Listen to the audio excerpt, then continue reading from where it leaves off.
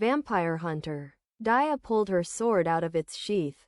The sound of that drew the attention of several people. They turned their heads towards them, and upon seeing Daya and the sword in her hand, they increased their speed, and some, seeing no movement from her, started walking slowly again.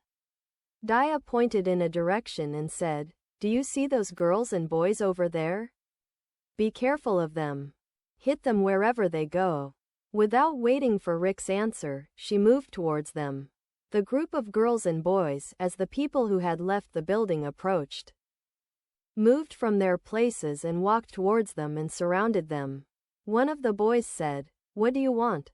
A girl replied, "Whatever you have, then yourself." "Us? Who are you?" "I'm calling the police now." A boy appeared in front of her and said, "Be a good boy. Listen to me. Listen to everything I say like a good child. You will face the least amount of pain and trouble. Maybe we'll let you go."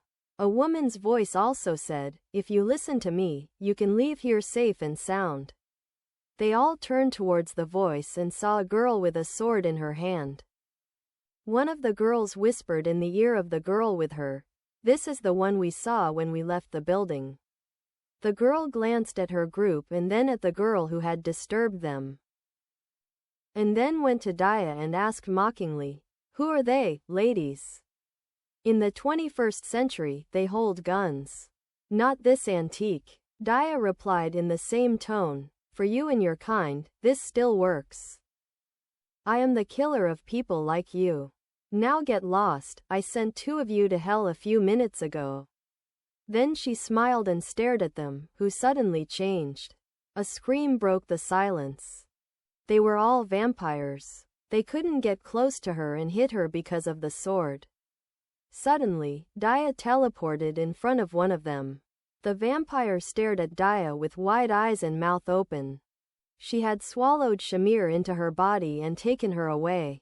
The vampire tried with all her might to push Daya back and remove Shemir from her body.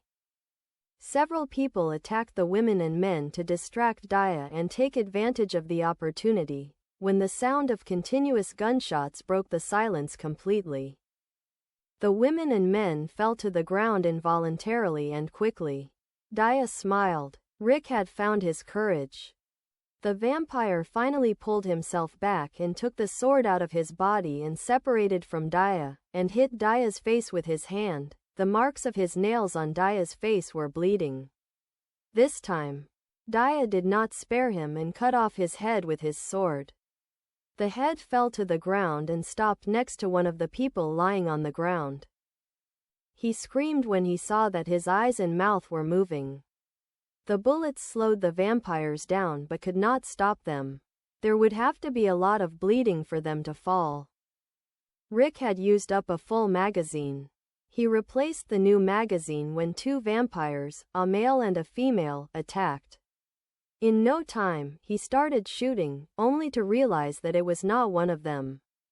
Suddenly, he felt a strong pressure on his neck, his face contorted. But as if the vampire was shocked, the pressure suddenly stopped. He hit his stomach hard with his elbow, moved away from them and fired. The vampire girl said with a fierceness and while her fangs were completely exposed, "What was that? My mouth is sore." Rick said with a mocking smile, "The opposite of you." This time the vampire attacked from the front, its head turned to the left and its neck broke. The second vampire was also attacked and suffered the same fate as the girl. Daya appeared and plunged the sword into the heart of both of them. Rick said, "Thank you." Daya nodded. After a while the fight ended. Daya was bloody but healthy. Turning to the people lying on the ground, he said, "The battle is over. Get out of here quickly." They got up and looked at him in gratitude. And a moment later they started running. Whoever had a car quickly drove away. Daya said to Rick, "Call the homicide unit to take these people and burn them, then we can go." "You did a good job." Rick looked at the corpses of the vampires and said, "Thank you, but I didn't think you had this strength and speed." Daya just smiled and walked towards the car, with Rick following her.